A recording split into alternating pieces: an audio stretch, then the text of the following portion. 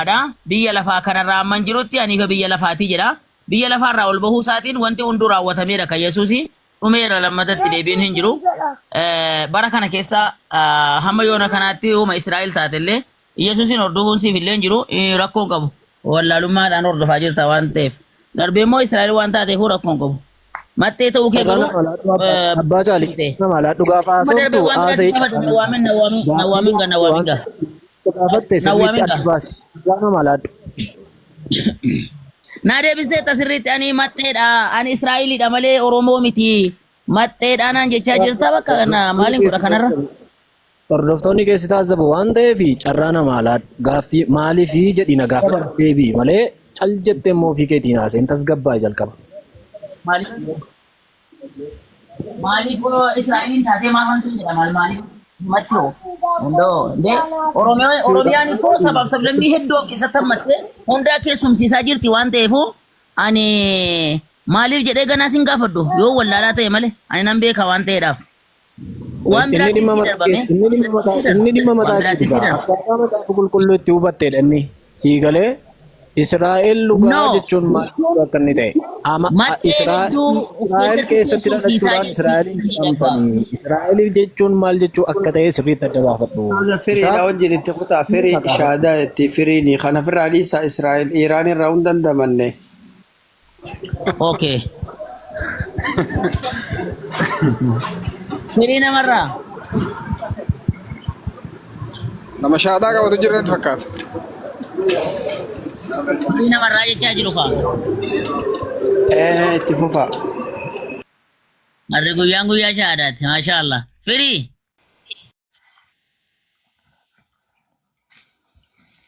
Nu wajjin jirtaa?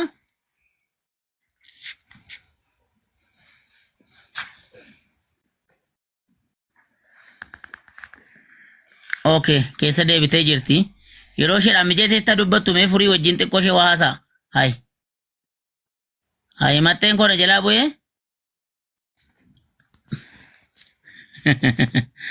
Hayi eegaa ijoollee Oromiyaan egaa hunduma namaa keessumsiiftee kaan guddifachaa fudhattee kaan immoo dandeesseedhuma kaan irratti awwaallatee irratti lafa dhiitee irratti sirbee kaan irratti gamoo ijaarratee hunduma baattee jirti dachiin Oromiyaa rakkoon qabu. Akkasii mattee taatan iyyuu rakkoon qabu. Inuma Oromoomtu dhumarra boodarra. Akkasi. Ustaaza furriin deebi'ee wajjaasaa. Yaa furrii kiyyaa. Itti fufi mee tasgabbaa'e mee al takka mee boqonnaa fudhachaa haasa'e mee seera qaba haasaan kunillee nama baay'ee nu dhaggeeffata waan ta'eef. Ani nama tasgabbiidhumaan haasa'aa jiru amaasaa kuteen haasa'aa jiralleeti. Ani rakkoon qabu. Mee akka tasgabbiidhaan haasoftu mee natti agarsiisi ishee nan arguun barbaada. Fiizikaalaa hin argamu mala keemikaalaatiin laalta rakkoon qabu. Kan isin jedhu qomoo kiyya. Mee Yesuusii kana Yesuusii ilma Maryamii namni. Ustaaza bittiin illee shaadaan qabadachaa irraa dubbisaame yoo dhugaa ta'eef. Abbitti. Furriyyee dhumaaf se'ati. Mee maayikii qasimee.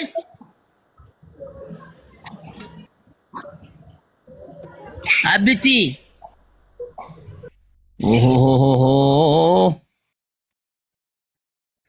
Warri shaadaan qabadheettanii ol galtanii maayikii qabattan gadi sin buusa.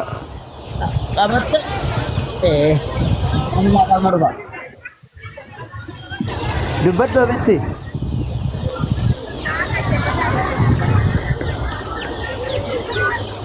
Hey.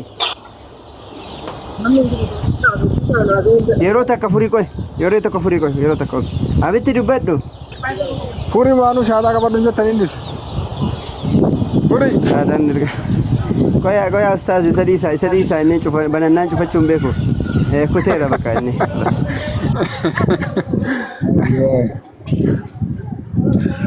Furii kiyyaa. Shaadaa tana sodaatanitti fakkaata. Yoo bifa kanaan duuti ati yoo maqaa kana furii keenya daatti.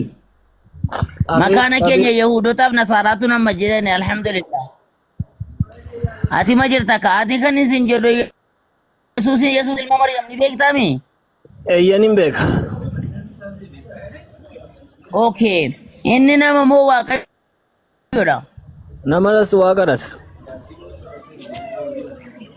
Namadhas ani nama ofiin jedhee beeka Yesuus Eeyyee jedhee beeka. keessatti jedhee beeka. Caafata qulqullaa irratti jedhee beeka. Wangeelota irratti wangeelota arfan dubbistee beektaa ni beektaa wangeelota arfan. Eeyyee dhaga'een ture akkas jechuusaa wangeela jedhama. Wangeela Maatewosii fi Maarqos, Luqaasii fi Yohaannis warra kana argeen beeka. Mee achi keessaa iddoo kamitti ani nama ofiin jedhe Yesuus? Yohaannis boqonnaa tokko lakkoofsa tokko hanga shanitti. Yohaannis tokko hanga tokko shanitti ani nama ofiin jedha. Yohaannis boqonnaa tokko lakkoofsa tokko hanga shanitti Waaqayyoon ta'uusaa nama ta'uusaa argina. Ani nama ta'uusaa ani nama ofiin jedhee jira Yesuusiin ilmi Maryam kuniin siin jedhe. Aggaaffii koo dhaggeeffatee taaqomoo kolaa akkin jedhe. Yesuusiin kun nama ofiin jedhee beekaa jedhe. Sagaleen foon uffachuusaa jedhama mata dureen isaa iyyuu eeyyee.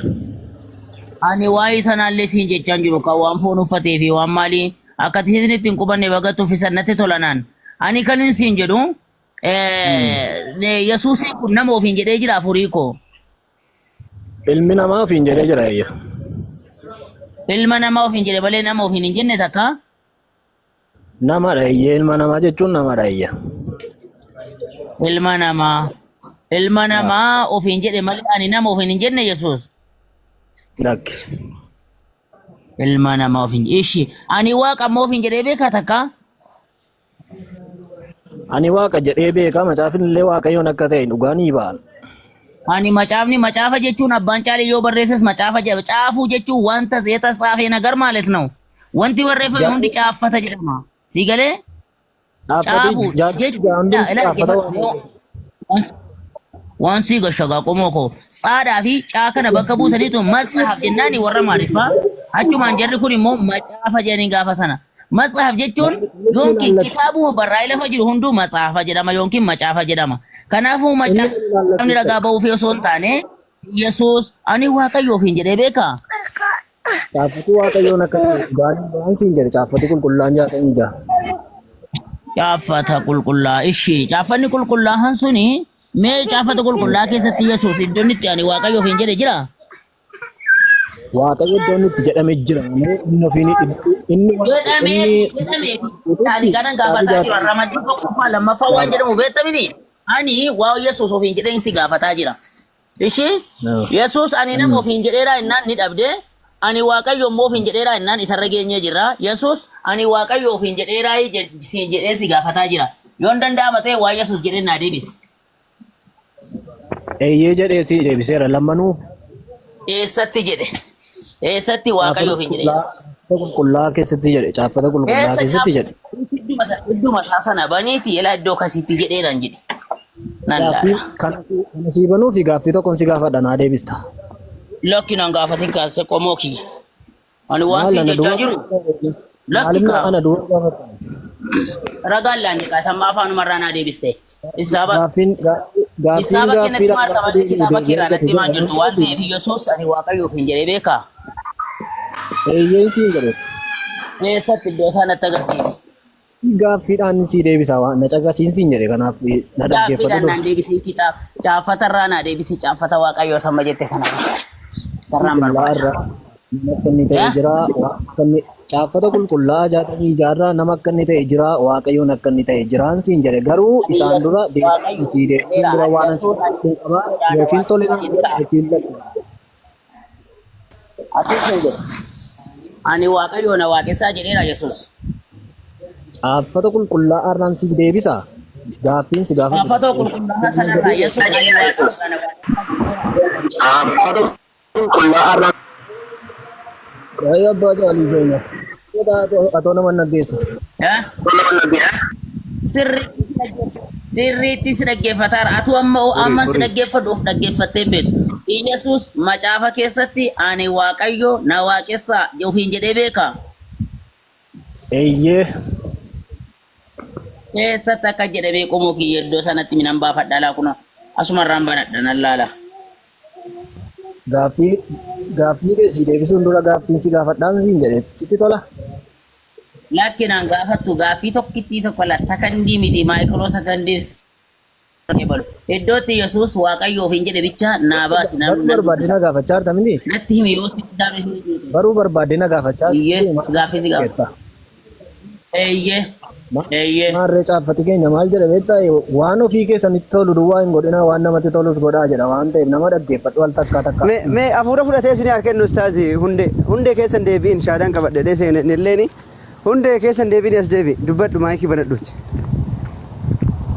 Ayyee ustaaza nagaa qabdu. Nagaa alhamdulillah jirtu akka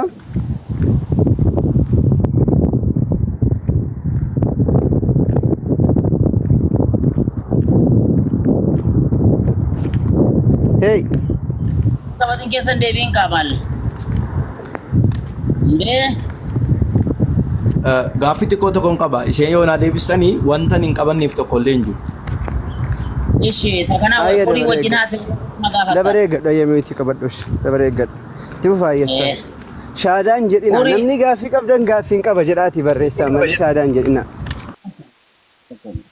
Mee iddoo kamitti Yesuus ani Waaqayyoof hin jedhe macaafa kanarra 66 nama 66 amanu naan jetteetta 66 iddoo kamitti Yesuus ani Waaqayyoof hin jedhe. Namoota baay'een nu dhaggeeffachaa jira waan ta'eef baruu barbaadda miti eeyyee yookiin Nama lakkaa'u dhawutuu kitaabicha iddoo isaa qoxoo isaatii fi miiraa fi isaa lakkooftee natti himte ittiin gammada abbaan caalii. ilaalaa miira dhiisiinsi amma miira keessaa xiqqoo meen tasgabbaa'idi baruu barbaaddaaf na gaafatta Ani miira keessa jiru nama achirra jiru lakkaa'u irraa miiraa fi dhaabii qoxurii macaafaa lakkooftee elaa iddoo akkasii dhimma gara Yesuus ani waan hin jedhe soonaan jette ittiin gammada. Diinaatti nageessituu miti dubbiin dhugaa beekuudha waan ta'eef namoonni kun illee nu dhaggeeffatu waan ta'eef caaffata qulqullaa'aan dubbii dhugaa akka ta'e ni amantaa ammati siin kenna kutaa macaafa qulqulluu.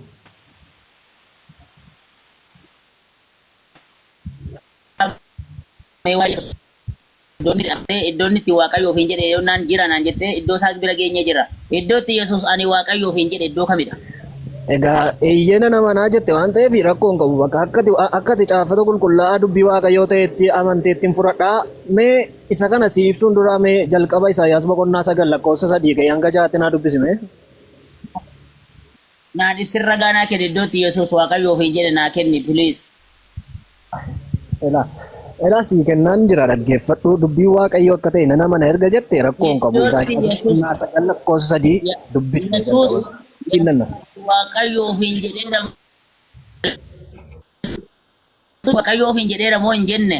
Hunda isaa si deebiseera. Eeyyee waaqayyoon akka inni ta'e nama akka inni ta'e si dheeraa Iddoo kamitti jedhe iddoo kamitti jedhe qo'e kitaabaan fudhadhaa kitaaba isa mobaayilii irraa qo'e kitaabaan sitti agarsiisa ishee mee iddoo manni itti akkas jedhe naa laaltaa natti himtaa nan banadhee rufii kootii dubbisa.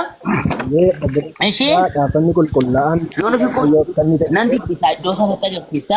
Dhugaa naa ba'ee Maal jette? ani immoo dubbii waaqayyoo kanaa bakka Yesuusitti waaqa jedhee kennaafii jira waan ta'eef dhaggeeffattoonni keenya hubadhaa sirriitti naa hubadhaa. Iddootti Yesuus Waaqayyoof hin jedhe naa baastamini iddootti Yesuus Waaqayyoof hin jedhe naa himtamini. Naa baasimee dur. Maal jette? Isaayyaas 9 lakkoofsa 1 hanga 6tti naa dubbista jalqaba. Bara Isaayyaas waa dubbachuu dhalatee dubbachuu eegaleera Yesuus. Tasgabbaa gaaffii nan gaafatu baruu barbaadda waan ta'eef siin Ustaaz gurbaan kun yeruma hunda yeroo guba afaanii gaafadhaa yoo nan deebisne miti qabse yeruma hunda akkuma kana yeruma gubuudha yaanni isaa wallahi. San nama dhaggeeffattan yeroo gubuu sinitti fakkaata gaafa waa'ee waaqayyoo sinitti haasa'an. Kanaafuu namoota Meeshi isa jicha amma jettu irraa iddootti Yesuus ani Waaqayyoof hin jedhe baasi atumti baasi. namoota nama dhaggeeffatan haadha qabsiif. Amma waan isin jiru dhaggeeffadhu waan isin jedhu. Yesuus iddoon itti ani Waaqayyoo jedhe naa baasi isuma ammaarra rakkoon qabu. Kennan jira dubbisiin siin jedha. Iddoon itti ani Waaqayyoof jedhe baasi. Maal jettu? Dubbisi. Maaliin dubbisa? Furisha kiyya maayikii qabadhu furisha please. Ustaaza milkiidha wajjin haasawa. Furishaayyee maayikii qabadhu. Dubbiseen beeku waan ta'eef akkaataatti Isaayyaasiin dubbisan itti agarsiifnu Ustaazamdi. Isaayyaas raajichaa inni gurraan dhaga'e. Waan takkaa dubbisee waan hin beekneef dubbisiifnu akkaataatti dubbisan barsiifnu xiqqoo. Hayyee goo'e. Isaayyaas raajichaa sana meeddoo mee bani meeti hin bantaa bira qabda kitaaba. Dumaanuu taaptaabii bikkoo pilinkii akka hin daganne obboloonni kiyya qaqqaali mee taaptaabii godha harka lamaan itti roobsame Dhiiraa fi dubartiillee hundi keessanuu sumayyoota fi bilaalonni Furii. taaptaabii Ayee dhaggeeffachaa hin jiraan gidduutti sagantaa biraa Isaayaas qabatta. raajichaa iddoo. Isaayaas raajichaa iddoo kamidha? Mee iddoo kamirraa akka jedha? Macaafa kakuu moofaa Isaayyaas jechaa boqonnaa 9 lakkoofsa 1 hanga 6tti naa dubbisi obbolee. Namoonni nu dhaggeeffachaa jira tasgabbiidha. Isaayaas raajichaa ishee akkas jedha. Isaayaas raajichaa boqonnaa 1 hanga beekaa jette. Boqonnaa 1 hin jenne boqonnaa 9 lakkoofsa 1 hanga 6. Boqonnaa 9. Shanga miliyoona 2 naqanii koppiliinkii taaptaap. Godhamee irra keenya bakka lallaballee isin turetti hin deebi'a. Lakkoofsa jaarraan si dubbisaa? Boqonnaa 9 lakkoofsa 1 hanga 6. Elaa namni biraan akka naasofne obboleessa kiyya qofaa wajjin haasaa jira. Shahaada qabachuu namoonni barbaadan gidduutti yoo haasa'an kun qabu gochuu nan danda'a. Dhaggeeffadhu. Warri dhibbina keessa jirtan si'achi dukkana keessa hin jirtanii jedha. Inni bara durii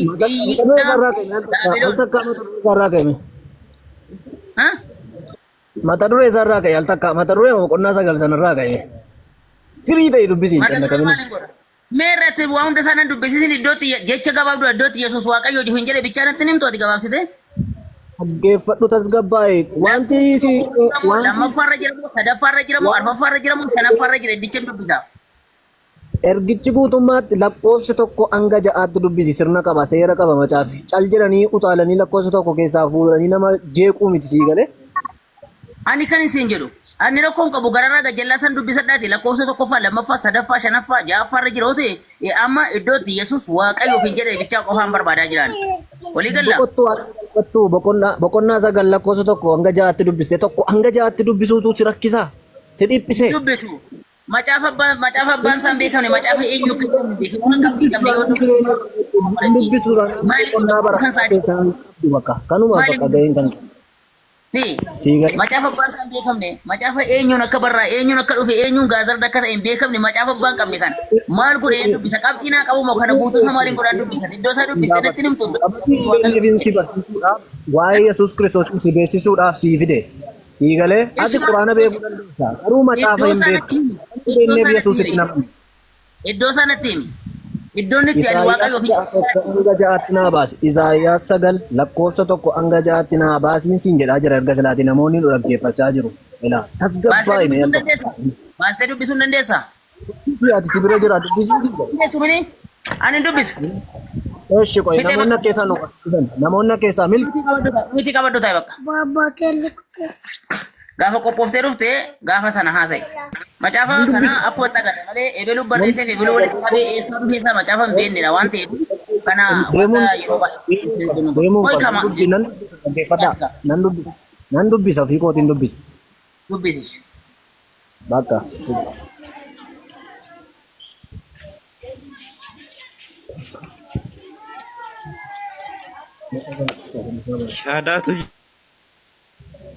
Shahaadaatu jira taanaan gidduutti qabachuun nan danda'a.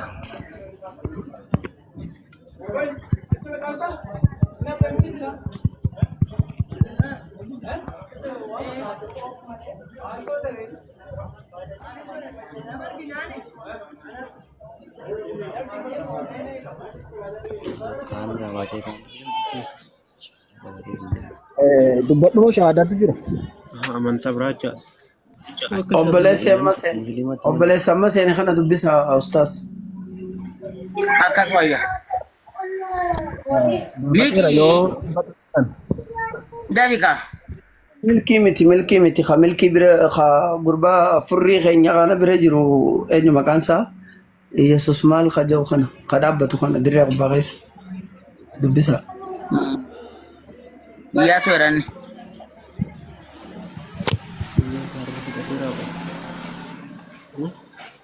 Yes. Akkam Iyyaasuu nagaadhaa?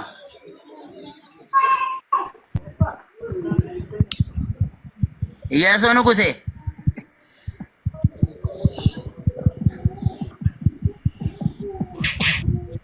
Har'a sagalee maal harkatti qaba ijoollee keenya? Isa iyyuu ana irra dubbadhee. A'uuzu billah. Sodaate. Abbaa Daali dubbisu? Abeet. Mee dubbisu. Woi, Baafadhee sirriitti kunoo qabadheen jira dubbisuun fedha yoo fedha keessan. Dubbisi. Ani furii naate nama hundarra furii naate. Mee dubbisi mellaalla. Dorge daga Namoonni namoonni kutara. hedduu barbaadan dhaggeeffachaa jirtan namoonni hedduu waan ta'eef ilaa caafata qulqullaa'aa dubbii waaqayyoo kana dhaggeeffadhaa. Isaayyaas boqonnaa 9 lakkoofsa 1 hanga 6 dubbisa. Hangafni nagaan akka dhalatu raajii dubbachuu isaa jedha. Kun Isaayyaastu raajii dubbata. Akkas gara kakuu haraatti jechuudha. Dhiphinni warri dhiphina keessa turan si'achi dukkana keessa hin jiraatan. Inni bara biyya Zaabiloonii fi biyya Niftaalem gad deebisee bara dhufutti immoo biyya Yordaanos gamaa fi Galiilaa isa kan saba warra kaanii ulfina hin kenna. Sabni dukkana keessa jiraatu ifa guddaa isaa in arga. Warra gaaddidduu du'aa jala jiraataniifis ifni hin bahu. Gosa 3 ati saba baay'iftee gammachuu isaanis guddifteetta. Isaan akka nama midhaan makaruutti si duratti hin gammadu. Akka warra boojuu hirmaatuttis sagalee gammachuun dhageessisu. Bara warra Miidiyaanitti akkuma goote ammas waanjoo ulfaataadhaa fi loloottoo isaa gateettii isaaniirra hin cabsitaa. Ulee warra isaan cunqursanis in urreessita. Kopheen warra loltuu yeroo lolaatti ittiin lafa dhidhiitan hundinuu qoloo dhiiga isaa gangalfamee hundinuus ibiddaaf hin ta'a. Ibiddis isaaniin fixa. Mucaan nuuf dhalateera, ilmis nuuf kennameera.